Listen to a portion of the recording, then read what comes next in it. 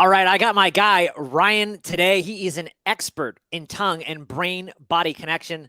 Ryan, welcome to the show, brother. Hey, man. Thanks for having me. It's a pleasure to connect again.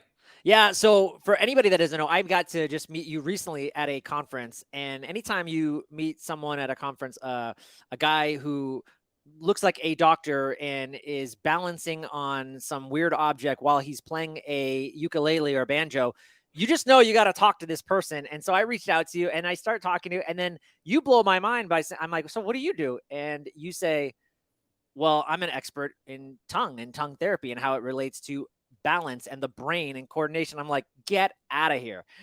So, man, talk to me about this tongue science and how, if more of us understood the mechanics of the tongue, I mean, we all know that being tongue tied, we all know that the tongue has to do with maybe sleep, but I never heard anybody talk to me about this brain body connection. So, talk to us about that. How'd you get started in this and become an expert in it?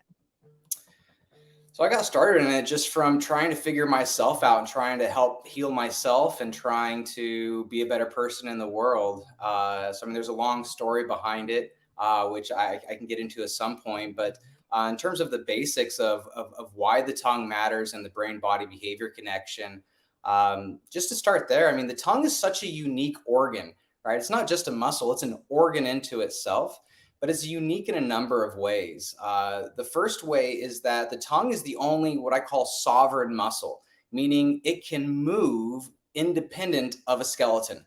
Every other muscle, in order to move, has to push or pull off of bone, off of the skeleton. The tongue is free on its own. And so, in that way, it's sovereign, it's independent. The other thing that makes it really different in the brain body behavior connection is that's the only organ that is directly tied to every single sense we have. Obviously, taste, obviously, touch, obviously, smell, but it's also connected to vision. As a matter of fact, there was a landmark study that showed that if they were able to hook up the proper electrodes to the tongue, that they could actually allow people to see who were blind by passing more information through the tongue to the visual cortex. Of course, hearing is directly tied to the tongue as well. Most people don't see how that is, but your tongue has a lot to do with the connection to your ear canal, which is just right there. But then also the most important is the tongue's relationship to how we move. Everyone listening right now, if you wiggle your toes, that movement passed through your tongue. If you move What? your fingers, that movement passed through your tongue. If you think of a word, that movement passed through your tongue. You know, Michael Jordan was known for two things. Michael Jordan was known for jumping higher than anybody else. But what else was he known for? Blech, sticking his tongue out. Because he was the first athlete to come along and say, I don't care how I look in front of the cameras. Body, we're making this jump. You do what you got to do. And that's what he needed to do. Sharpshooters often bite their tongue.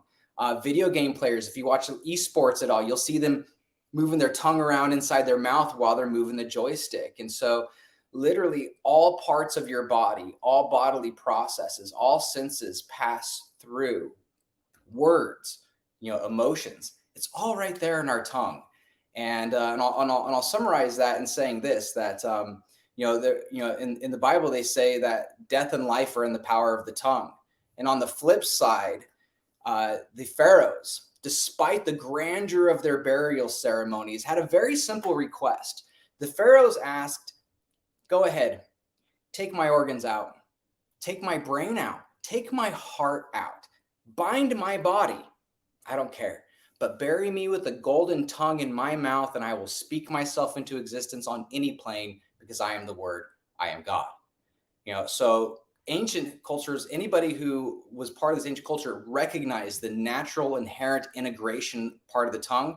And so what I'm a fan for is just helping people understand that the tongue can be used to influence balance, coordination, brainwave patterns, emotions, all these different elements. It's there for us to use in integration with the other healing modalities that we're going through, because it's all about integration. Anything that we can do to support the other things that you're doing, because people don't need just another thing to add to the list of things for them to do. What we need is to do the things that we want to do more often, to do them better and get better results from them. And the tongue is the one solution that can do that for everyone. Okay, talk more about that, because you just listed off numerous things that the tongue, it can be a root cause factor for maybe all these issues. And I know one of the big things that you talk about, at least, is the vestibular system, I believe, and balance and coordination. Now, I know also just from just a little bit of my training to understand the vestibular system, how it deals with balance. And there's functional neurologists, there's all types of people that focus on the vestibular system and getting that balance back.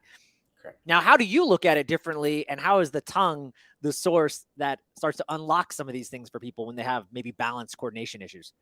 Yeah, as you know, I'm very science oriented. At the end of the day, I love the creative element. I love the spiritual side of things. But at the end of the day, we can ground ourselves in knowledge that is repeatable, duplicatable.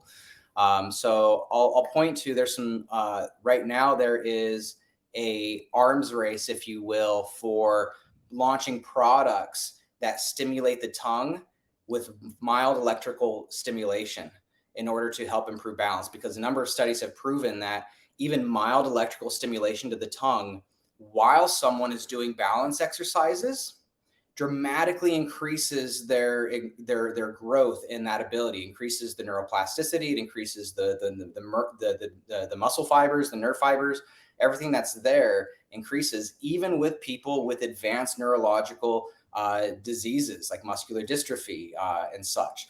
And so now all those products, they're aiming at like $2,000-$3,000 because they want insurance companies to pay for it for people who have real severe issues. But what I'm saying is the tongue's already electrical. So yeah, you can go take a 9-volt battery if you want, stick it on the end of your tongue. One of these days I'd love just to come out with like a low voltage battery that I could sell, so you don't have to have this $2,000 appliance in your mouth. But your tongue's already electric. It's already using electricity.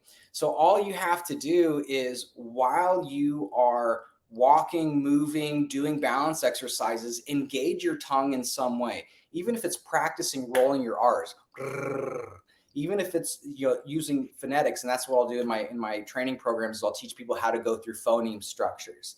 But something as simple as, and I'll give everybody one clear thing that they can take away from this podcast immediately that you can do to increase balance and coordination and posture, walking gait.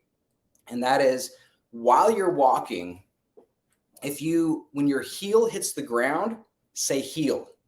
I can step back here so I can't see my feet. So when your heel hits the ground, say heel. When your toe hits the ground, say toe. When your other foot, heel, toe, heel, toe, heel, toe, heel, toe.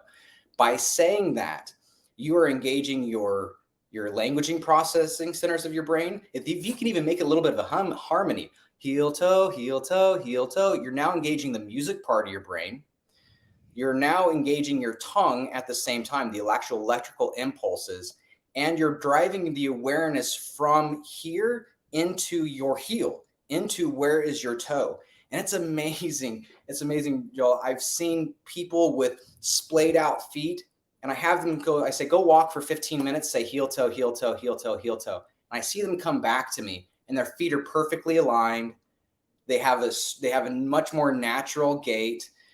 Because the brain, and that's the heart of everything that I do with play therapy, tapping into the innate wisdom of your own body. Look, I love biohacking gear. I love biohacking tools. There's powerful power in looking at data, but nothing's more powerful than feeling the data that is inside you. So as you say heel, toe, heel, toe, heel, toe for 10 to 15 minutes on your morning walk or just throughout the day, by saying that out loud, you're increasing the rate of data, you're increasing the data exchange rate and the scope of exchange. So your body on its own can more naturally improve the flow of your walking pattern, ease up the burden on your knees, ease up those hips, ease up the fascia in your arch, all these little things you might normally need to go to a specialist for to get this one thing treated, your body can correct on its own.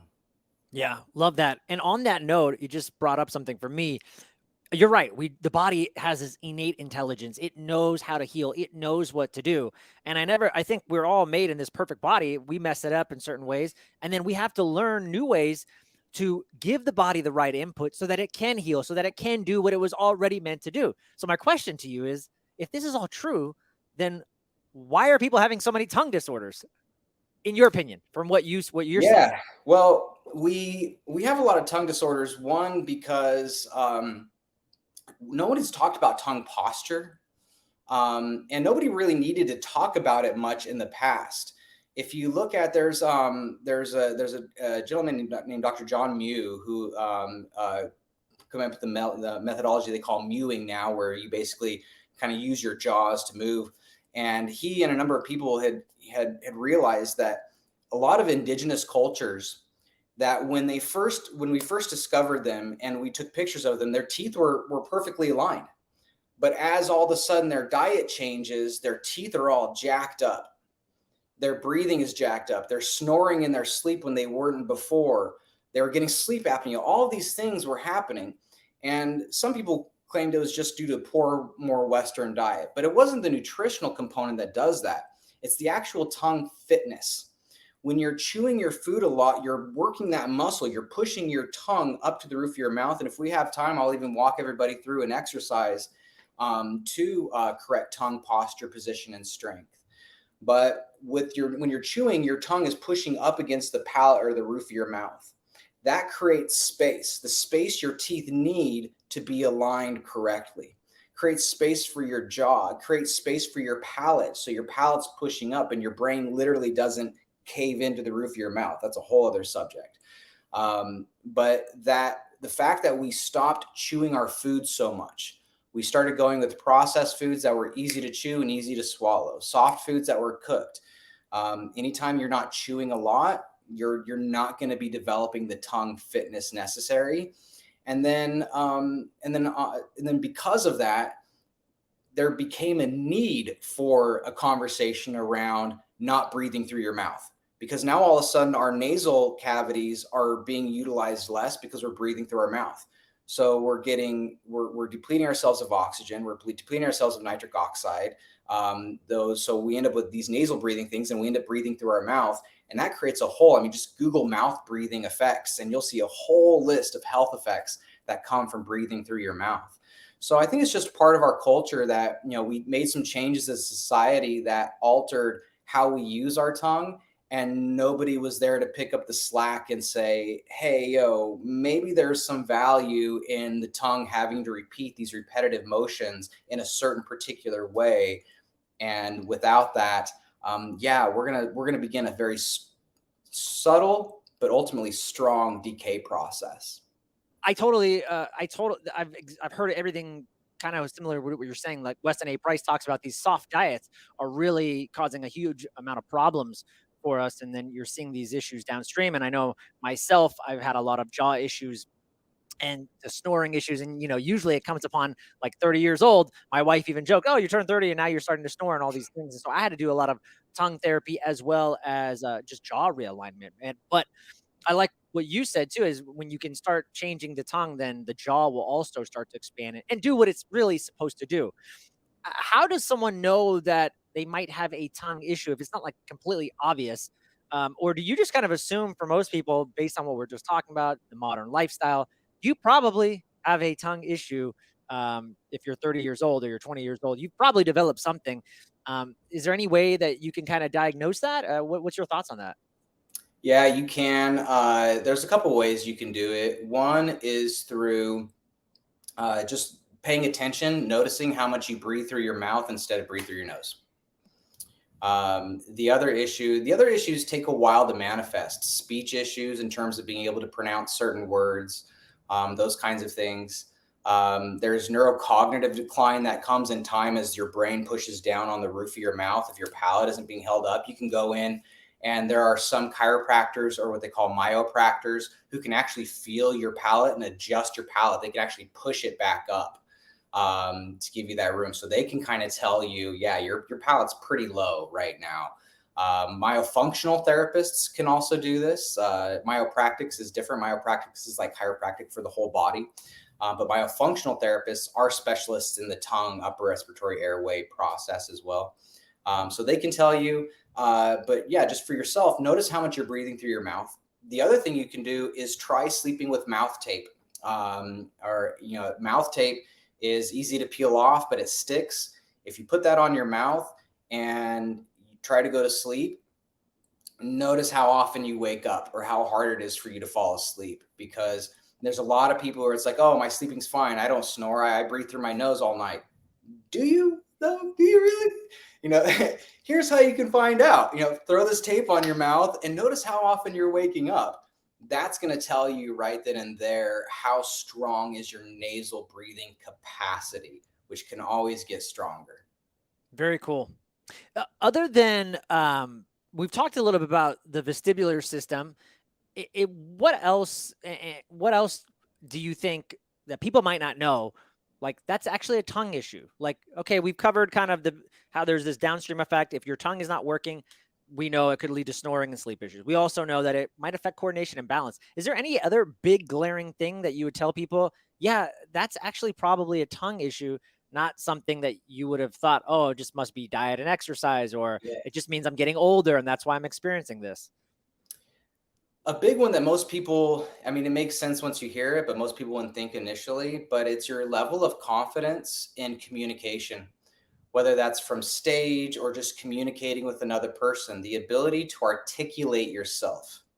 As a matter of fact, people with Parkinson's disease can develop what they call anomia, which is they call it the tip of the tongue phenomenon, where the brain, the neurodegenerative components of it start sending more information to the tip of the tongue. And so literally their ability to formulate words and what do I even say in this circumstance gets eroded, as much as their ability to pronounce letters like T, where you use the tip of the tongue. So just the ability to articulate yourself in life, like what do you mean when you're trying to explain something that's hard and that's on your heart that matters deeply to you, perhaps something's deeply emotional or something that's really of critical importance, your ability just to articulate yourself, even internally, right? So even aside from articulating yourself to someone else, can you even articulate to yourself, what are you experiencing right now? What are you going through right now as a person? So the ability to even articulate who we are, how we are to ourselves and to other people is actually affected by our ability to pronounce words. Because if you can't pronounce it, you can't really think it. If you can't think it, you can't pronounce it. There's a direct correlation between the two. Wow. I was just thinking a couple of things just came in my mind. Kids, kids with maybe focusing issues, ADHD, which gets thrown around a lot. That's one I was thinking about. And then even, someone that is, I'm even thinking like something more serious, like they're deaf or something and they can't enunciate. I'm thinking, wow, well, what if you could get their tongue to be working because they can't hear, but you know what I mean? Anything that's cutting edge that you're seeing in any of those categories that I just mentioned? Well, kids, absolutely. Kids with focus. The part of the focus issue is is really much more of a nervous system dysregulation and a brainwave balancing dysregulation. So for those of you who don't know, we have 5 main brainwave patterns. The brain is electric and it works on waveforms. So gamma is when you're in that flow state and your brain is like you're in peak performance mode. You are firing on all cylinders. There's beta, where you're at when you're exercising or you're in kind of like fight or flight, actually lives in the beta bandwidth. Down from there is alpha, a little bit slower, where you're focused, but your eyes are open and you're alert. You're focused, but you're pretty relaxed. Down from there is theta, where your eyes are closed and you are in basically a meditational place. And then down from there is delta, where we're asleep. That's the slowest, wavy, gravy kind of waveform pattern. So the tongue has the ability to affect our brainwave patterns through a number of mechanisms, but the most primary one is through its ability to affect our nervous system. And I'll give you the example of this. Babies. When it comes to a child, when it comes to a baby, when that baby's freaking out, they're having a panic attack and they're just nonstop. Wah, wah, wah. And there's no talk therapy. There's no cognitive behavioral therapy there. There's no putting on binaural beats and flashing lights to this baby to get their brain waves in sync. There's none of that. But what can we do? Give them a pacifier. Because as soon as we give them a pacifier, they start sucking on it. What happens? And they're chilled. That happens because when we're children, the vagal nerve, which runs from our brainstem down to vagal as in vagrant, because it wanders from our brainstem down to our heart, our lungs, our guts, all vital organs basically, and it spreads out throughout all of our vital systems. And that vagal nerve is what many people refer to as it's a big part of the parasympathetic nervous system. So as opposed to sympathetic, which is fight or flight, go, go, go, this is the parasympathetic, which is the chill out and relax. And so as we age, when we're babies, someone can give us a pacifier and the vagal nerve is right here. So as our tongue is pushing against it, when we suck on that pacifier, it's, okay. So we're literally physically rubbing on that nerve to tell it activate, activate, activate. So now the sympathetic starts to chill out and we become parasympathetic dominant. As we age, it changes. Now all of a sudden we move our tongue to the back of our mouth. It's not reaching that vagal nerve anymore. But you can, through tongue fitness, learn to stretch and move and strengthen your tongue to where you can get it back to the back of your vagal nerve. So you can do that. So using the tongue, we can affect the nervous system directly. And so I'm not going to say that. I would like to say it's very important that we understand that it's not parasympathetic rules the world and sympathetic bad, fight or flight. No, we actually need both of these. You need a gas pedal on your car as much as you need a brake pedal on the car of your body. And so it's the tone and the regulation and the relationship between them. So the more that we can do to, get ourselves out of fight or flight, get ourselves out of hypervigilance, get ourselves out of dopamine mode where we're just scrolling on our phone looking for the next dopamine hit, and get ourselves out of that mode and into parasympathetic where we're just fine just being. We don't need sensory stimulus to feel good. We just feel good in ourselves because there's so much stimulus going on right here already. So that matters. But then how do we go from that into the other? And that's where, again, using the tongue, there's a number of studies that show that proper tongue posture can increase strength by 30%. Literally take weightlifters, have them lift a weight, make sure they get their tongue in the right spot, 30% stronger. So you want to move faster, you want to be stronger, you want to go do something and make something happen in the world. You can use your tongue to get out of parasympathetic, get up into sympathetic dominance, get that tongue into the right posture, start breathing through your nose in the right way, get those breathing mechanics going. You're going to pop out of parasympathetic up into sympathetic in a very healthy way and learn to regulate these two. It's the regulation that matters, not just getting people to relax. I love that you brought that up because it's so true. I never think about the sympathetic now. Everyone's just screaming about parasympathetic, but that's because we are all so stressed out that I think that's the big, stressor. But what a great example. And I just remember now too, back, who knows, maybe it was a decade now, Under Armour came out with this mouthpiece based, I think, on what you're talking about. You would put it in your mouth when you were working out and I think by putting the mouthpiece in, I think it moved the tongue. And so that's why they were seeing this 30% jump. So they quickly capitalized on that. I don't know how well, I think no one's talking about it now, but to your point, the tongue positioning was huge. And we saw this huge strength gains. Yeah. And how dare we just tell people that, because it's so much easier to sell them a product that doesn't for them. Yeah, of course. Okay. I want to ask you, because now I think if anybody knows now, they understand why the tongue is so important. Talk a little bit about what you are doing at your clinic and just some of the things that you're excited about that is also unique and different, because I even asked you this when we were in person is, hey, well, I get this tongue stuff, but how are you different than, say, a myofacial therapist that we see in a lot of dental offices for correct positioning for kids and their tongue? Expand on that.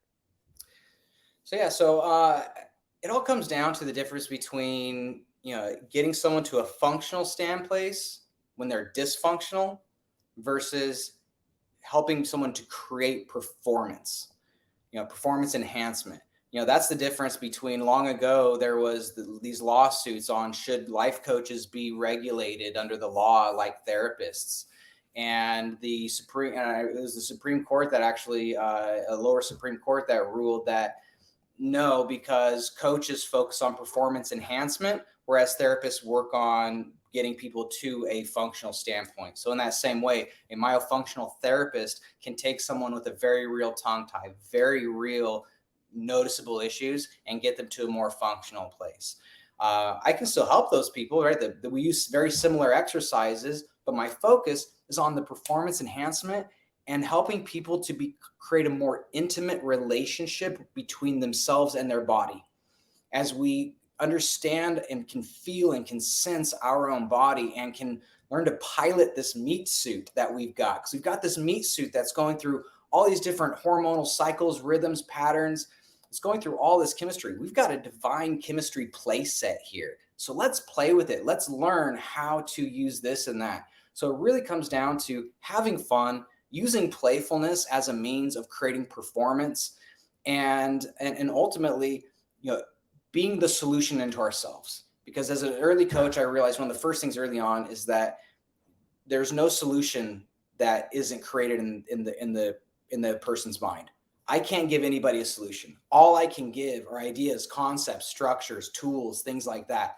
But for a solution to become a solution, it has to be created in the person's mind. I could say the perfect thing and it wouldn't matter. As soon as they say it in their own mind, now it's a solution. And so that's the key difference, is that I'm aiming to help people become problem solvers inside themselves by tapping into and developing stronger innate wisdom and intelligence, tapping into that and creating a strong relationship with that, so that way they can just come alive in their body.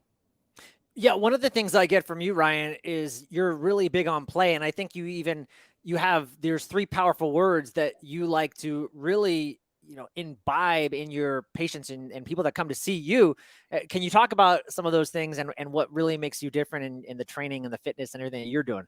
Yeah. Those 3 words are play, sweat, and celebrate.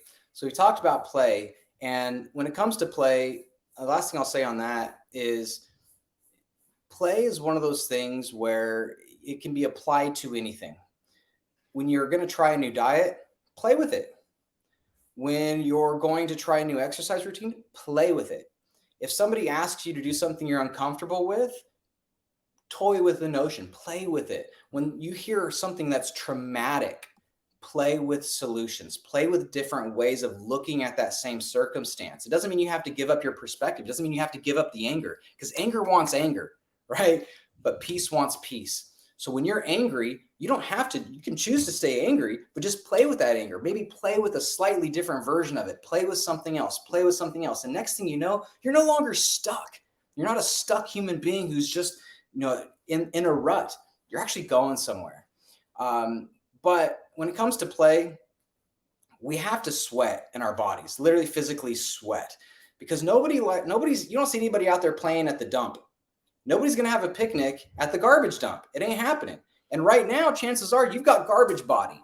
You've got a tremendous amount of metabolic waste, environmental waste, all just clogging up your system, viral load, bacterial load. We've got all this stuff inside us that we just have to get out. And if we're dependent solely on our kidneys and our lungs to get that stuff out of us, then there's only so much the kidneys can do. And so the more that we can do to activate the sweat system, because our sweat we can sweat out microplastics that our kidneys can't process. So you're just accumulating microplastics. You're accumulating all these things that are building and building and building. And so that affects how you feel. And as a life coach for a long time, one thing that I realized early on, it's really hard to do the right thing when you don't feel well. It is really hard to do the right thing when you don't feel well. And so, by doing the things you can do to put yourself in a situation to where you feel a little better, then you're naturally going to be doing the things that you want to be doing more. You're naturally going to be doing that. And hold on one second.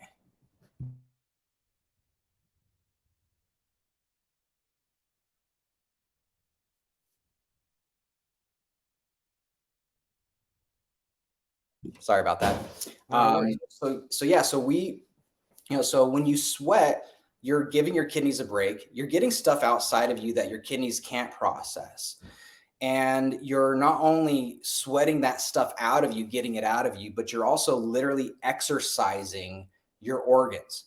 You're exercising the viscera. You're exercising the interstitium.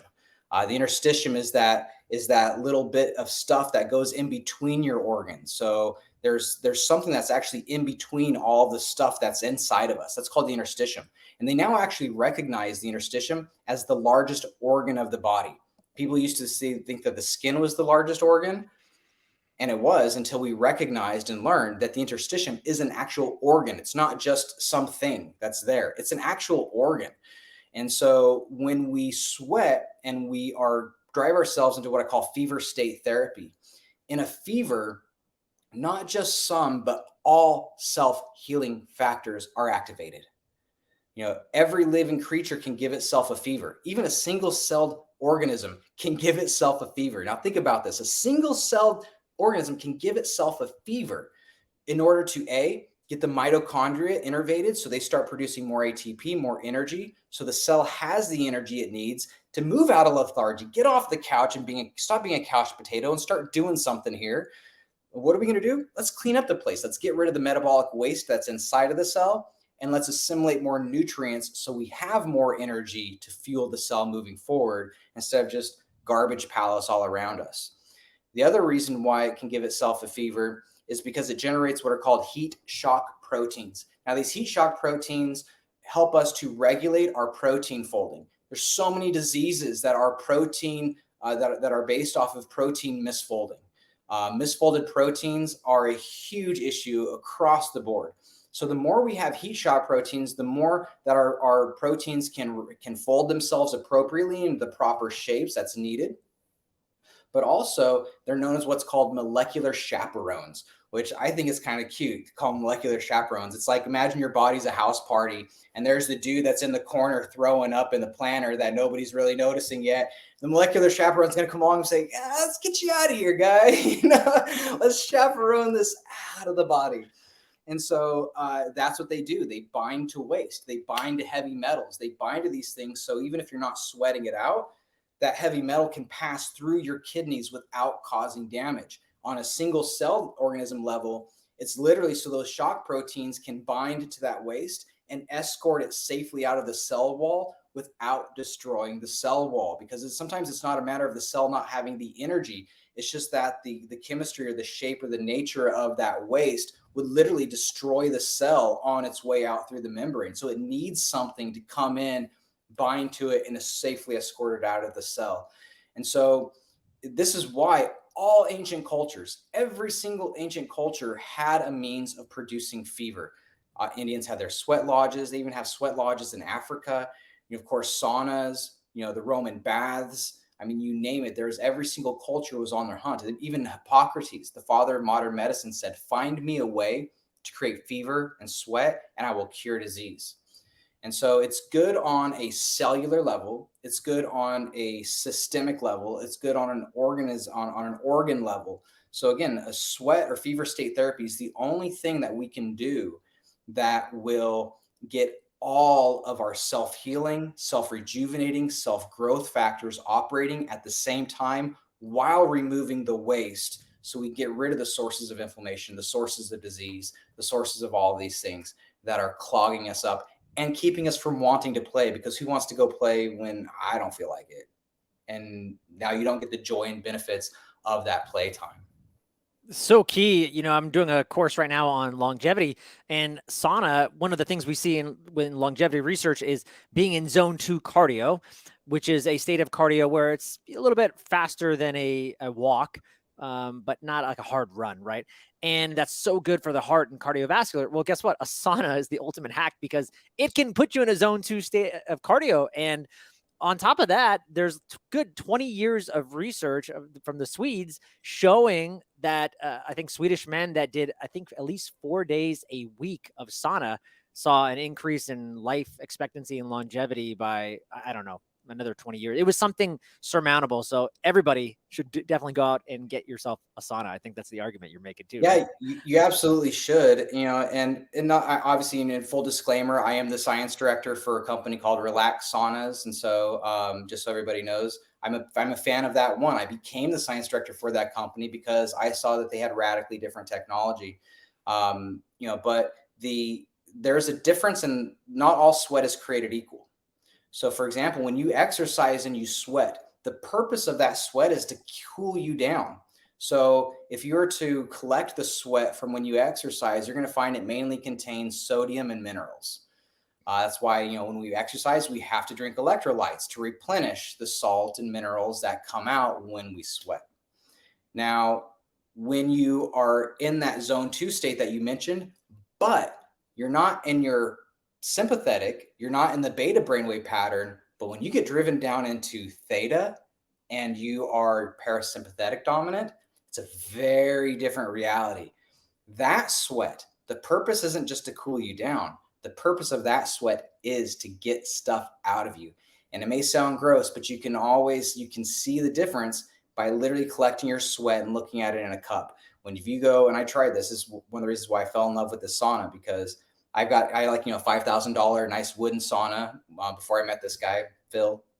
And I and I would actually collect my sweat and look at it, like, because I wanted to see what's coming out of me. I'm not afraid of the grossness of my own body. And so when I got his sauna and I collected the sweat and looked at it, noticeably milky, like there's stuff in it, like that was not in the other sweat. So yeah, not all sweat is created equal, and so exercise sweat, fantastic. We should all be exercising, not disputing that, but getting into a sauna, even just a normal sauna compared to exercise, will produce a different quality of sweat. You can see it yourself just by collecting it in a clear cup and looking, and you can see that what your body is putting out in that sweat is radically different. Yeah, I love that you said that. I was not aware of that. Also, full disclosure, I got a chance to try the saunas that you're talking about. I have a infrared sauna, and what I really enjoyed about your sauna that you guys are talking about was it took like 5 minutes to get. I mean, I was hot within a minute, and I only stayed in there for 5 minutes, and it was relaxing and it was hot. Uh, the sauna that I have, it takes about 40 minutes, and I almost feel like, oh, now it's 40 minutes in. Now I start to sweat. So a very big difference. And I really, I mean, it was the first time I got to try those. And one of my holistic dentists has that same version of that sauna. And he would tell me all the time that, man, the reason he got it is because every time he'd go in, no matter how much he detoxed or whatever, he was always coming out of there gray. Like you said, his sweat was just like black, or because he was just exposed to all these toxins that he was, dealing with regularly as a dentist. So Right. very Yeah, cool that's stuff. it's a huge issue. Speed and time savings are the biggest things, and that all comes down just to the quality of the light. Not to get into a tangent about the product, but really what makes a difference is that um, they're the only ones, they're patented in 4 countries. They're the only ones that are using a semiconductor chip to generate infrared. Everyone else is using minerals, heating elements, using light bulbs, things like that, carbon fiber panels, things like that. This is the only company that's using a semiconductor chip because the light that's produced there is designed to be specifically in the same range of infrared light that our bodies naturally emit. So it's actually the government of Japan that commissioned the technology. Japan wanted to know what makes our southern hot springs so healing, because warriors will pass by tons of hot springs just to get to the southern ones, because even though they're hurt and injured, they know if they can get to the southern ones, they're going to heal faster and better anyways. So it's worth it to just get there. And so they're trying to figure out what's going on with these. So the scientists they sent there found out that the minerals there are unique. Japan's known for unique minerals anyways, but even amongst Japan, the minerals there were very unique in that they emitted more light in this 7,000 to 14,000 nanometer wavelength light, where the human cell naturally resonates around 9,600 nanometers and water around 8,000.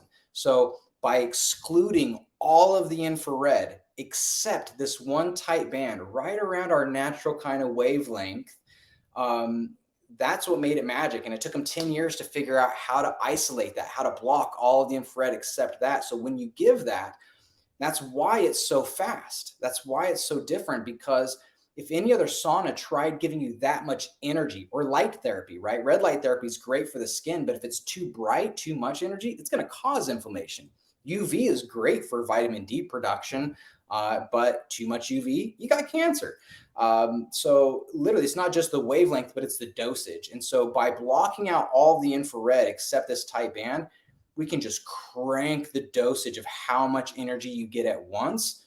And your body's like, this is fine. This is me. This is what I do. And so then there's like a silver thread in the tent. And so it wraps the light all around you. So you're not just getting the light in a couple areas of your body, like the sides of your arms, your back, sides of your legs, and your feet. You're literally getting it everywhere all at once. So this was my hypothesis, and hats off to Relax Saunas for funding my research, so I can continue to kind of test out my hypothesis here that what they're doing is because we're using light in the same infrared light in the same heat signature that the human body produces. because it's wrapped all around you at the same time and it's such a high dosage that it tricks the brain into thinking it's giving itself a fever, which is different than when your body has a fever that comes as a thermal stress reaction, we would call it. So if you're just exposed to heat or you're exercising, that's a thermal stress reaction. So what this is doing is it's not creating a reaction, it's creating an endogenous action. Your brain thinks it's doing it on its own. And so that's why it's so therapeutic in the first 5 minutes, even without sweating. People feel radically different: pain relief, inflammation, tension, tightness, mental clarity. All these things change because the brain's smart. When the brain's doing it on its own and we tap into that innate intelligence and we leverage it, the brain on its own says, hey, you know what? I'm going to sweat. So before I sweat, let's do a few things to prepare. Let's go and activate the parasympathetic nervous system. Let's go and calm this body down. Let's go ahead and get the lymphatic system moving and get that immune function pumping. Let's get that going. Let's go ahead and lower the blood pressure and get the heart going. So lowers blood pressure. Let's go ahead and get the anti-inflammatory channels going, because there's going to be some inflammation that's caused, healthy inflammation that's caused from that, right? You get red and all this stuff. So let's go ahead and get the anti-inflammatory channels going. So all of this is happening before a person even starts to sweat. And the company was just using that as a sales tool at these events. That's when I met him. They're just using these little 5-minute sessions as, doesn't that feel good? Wouldn't you like it at your home? When I met him, I'm like, yo, do you know how hard I have to work as a coach to get someone into parasympathetic, lower their blood pressure, get their lymphatic moving, get them into a state where they can hear my words and I can speak as fast as I like to speak and they can still hear me? You know how hard I have to work to that? That's a value proposition. So now, based on that, I've got elementary schools using the sauna. I've got restaurants, bakeries, travel locations, like places you would normally never expect to see a sauna, dentist offices, right? To have it in their lobby just so people can sit down, leave their clothes on, zip up and chill out and relax for a little bit. So for nervous system regulation, it's powerful. So if anybody has a Relax sauna already, or you guys ever get one, one of my most recommended protocols is, yes, it's good to do 20-minute deep sweat sessions, powerful work, but doing 4 to 5 minutes, 3, 4, 5 times a day, dramatically different way to approach getting your body to honor its natural rhythms and cycles. We were not designed to run all day long. Mitochondria were not designed to produce energy all day long. Our bodies were designed to run in performance and rest cycles. So I'm sure many of you, people who listen to you, are probably very familiar with circadian rhythms. You're educating them well. But not many people have heard of what's called ultradian rhythms, ultradian, for many times a day. So circa means once a day, circadian, versus ultradian, which means many times a day. The REM cycle, which many people call a circadian rhythm, but it's not. It's an ultradian rhythm because it happens many times a day. We get 90 minutes of deep sleep, 20 minutes light sleep, 90 minutes deep, 20 minutes light. Now, when we wake up, our body doesn't want to stop that process. It just wants to flip. It wants to go 90 minutes, go, go, go, 20 minutes rest and repair. 90 minutes, go, go, go, 20 minutes rest and repair. Now, Joel, do we live our lives that way, or do we just wake up and just barrel through our day? When I get tired, Ryan, I just get another cup of coffee every 90 minutes. That's what happens. So when that happens, again, going back to garbage body as this primary reason why we're not playing, we're not in tune with our bodies. We can't intuit solutions for ourselves because we can't hear ourselves because we got all this freaking litter all over the place. So when that rest and repair, so let's say we wake up, boom, we've got an immediate cortisol dump first thing when we wake up, comes in about 60 minutes, 90 minutes after we wake up. So we've got this hormone telling us to get up out of bed and go do something with our lives.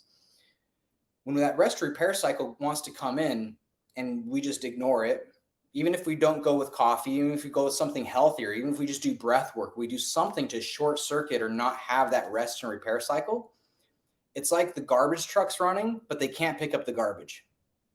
So now all of a sudden we go through that first dip, our body can't get the energy it needs because that's when the mitochondria rest so they can bump and ramp up production energy. So our cellular energy is lower. We don't feel as well. So now that next performance cycle, it's not as high as it could be. So it's not as high as it could be. We start to come down again and we're thinking, man, I've got to do something. I am fading fast, right? we're not thinking, hey, I should go take a quick micro nap. No, we're thinking I've got to keep going. And so it affects our next performance cycle, our next rest repair cycle. Garbage trucks run, but they don't get to pick up the garbage. So at the end of the day, we are literally left with garbage body. We've got all this metabolic waste, environmental waste, misfolded proteins, bacterial load, viral load that didn't get to get cleaned up and escorted out of the body. We also have a ton of damage that was done that didn't get to get repaired. So we've got very real inflammation. We hurt. We don't feel well. We've got our bloodstreams laden with garbage. And that's when we don't feel well. And that's when mental and behavioral health issues really start to get exacerbated, because that's when that extra piece of cheesecake is looking good. Hey, you know what? I haven't had a cigarette in a while. I need a cigarette. That's when I need a drink. I need this. I need that extra piece of cheesecake, whatever it might be.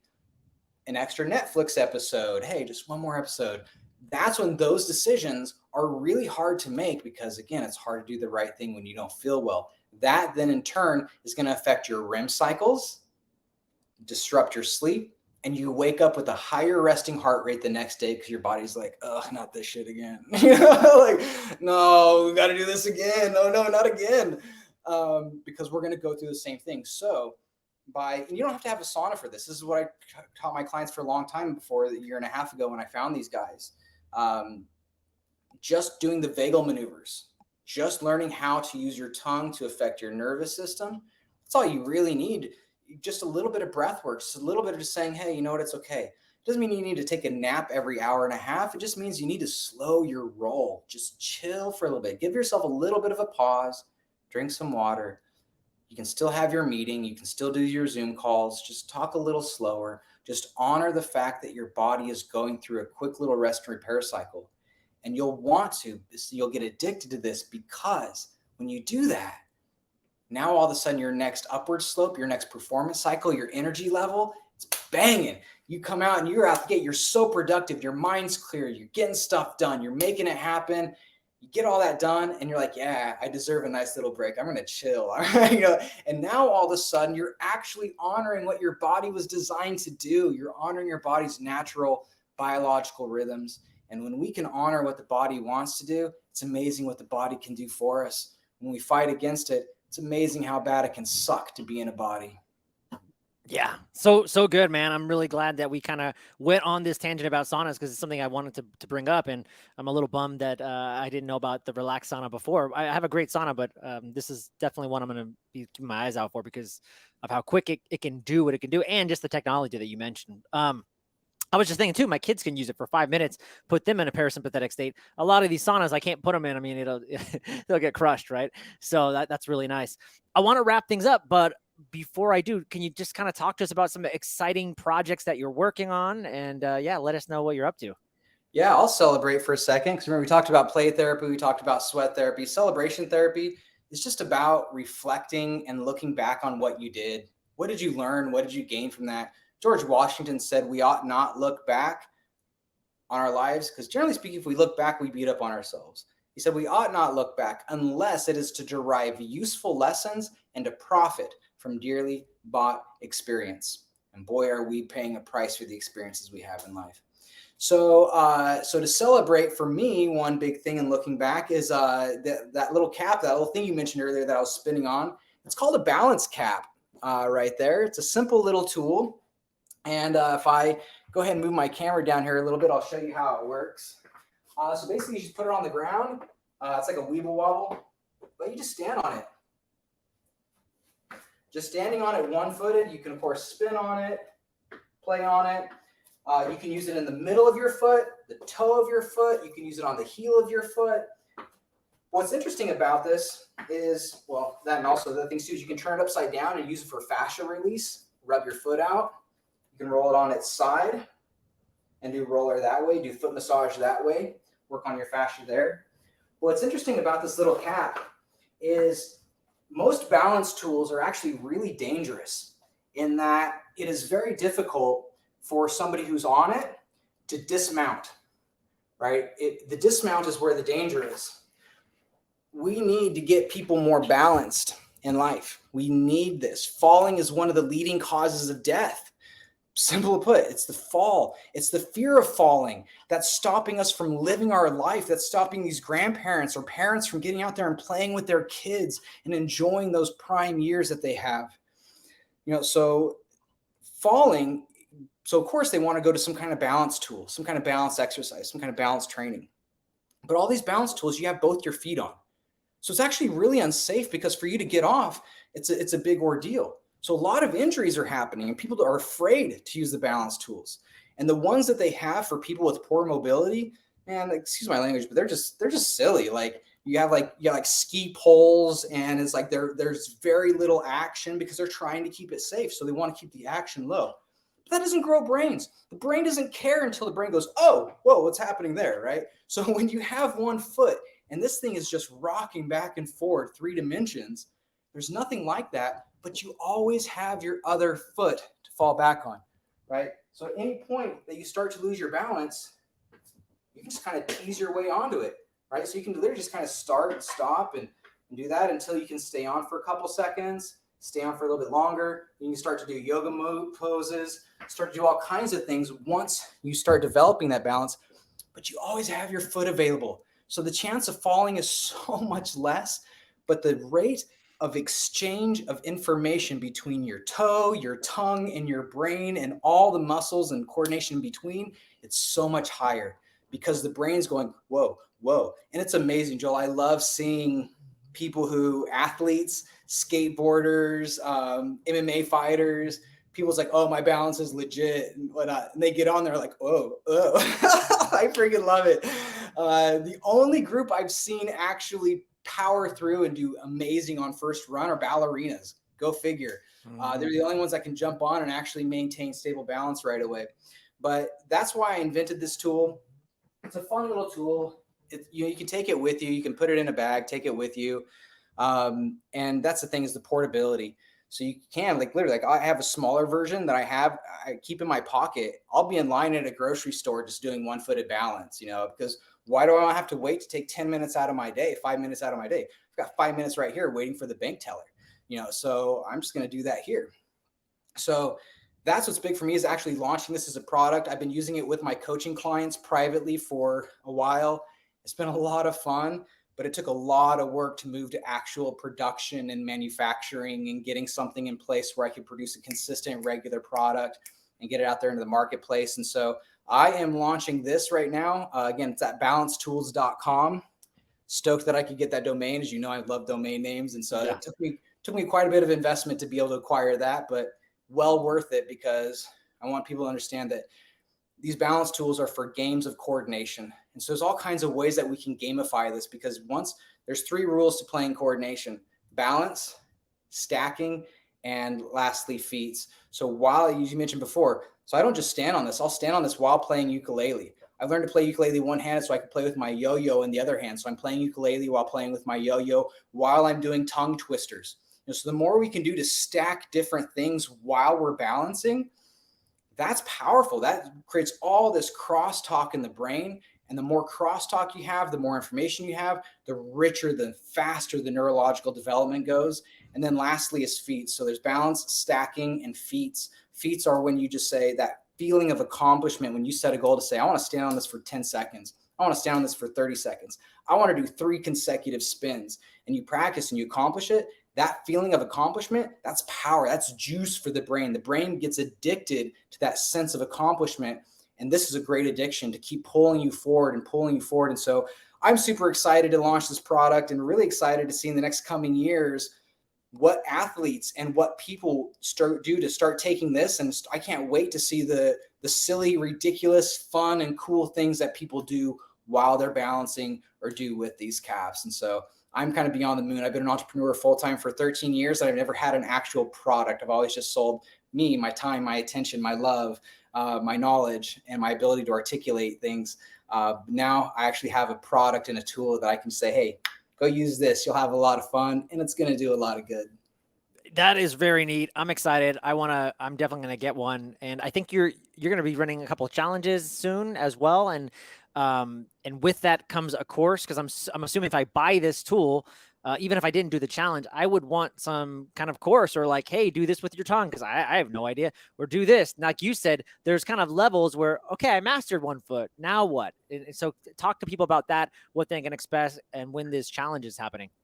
So yeah, so the challenge I'm running, because everyone's time is on different schedules, and I really want this to be for everybody, of all ages. It's amazing. I've got clients that are 83 years old that are using this. I got children of clients who are 5 and 6 years old using this. So it really is a universal thing. And so to keep it universally broad, I'm running a 4-day challenge, a coordination games challenge, and you can do it on your own pace.